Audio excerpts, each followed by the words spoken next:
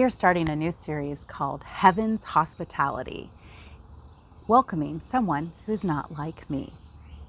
What we will do in this series, we will examine Bible stories through the lens of 5 ethics that were used in the biblical Middle East as people lived out hospitality with one another. We will use it as a lens to help us examine Bible stories to see how the people actually honored those ethics and what happened when they did.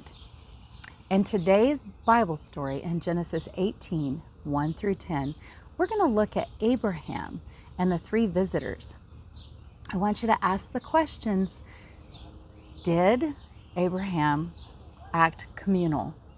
Was he generous and sacrificial? And did he give an invitation into the presence of God or even the plan of God? Now, what we will find is that sometimes in the Bible stories, the person who actually may give the invitation into the presence of God or the plan of God may not be the main character of the story. But the point is that it's happening because that is a part of what a good ethic of hospitality will do.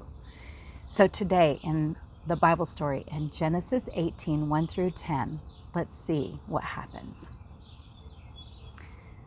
The Lord visited Abraham as he was sitting near the great trees of Mamre at the entrance of his tent in the heat of the day. And he looked up and he saw that there were 3 visitors that were standing there near the trees. He got up and he ran over to them and he bowed to the ground and he said, "Please stay, refresh yourselves. Let me go get you some water and some food to eat." And the visitors said, "Sure, do as you say." Well, Abraham went immediately to his wife Sarah and he said, "Prepare 3 seahs of flour for our visitors." And then he went out and he got the most precious little calf, young and tender, and gave it to his servant for him to prepare.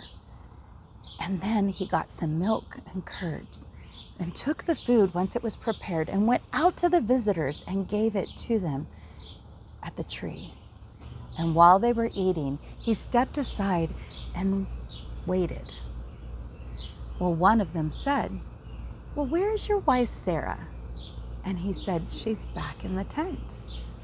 And he said, "Next year at this time, when I come visit you, she will have a son." May God honor the telling of his word. Shalom, y'all.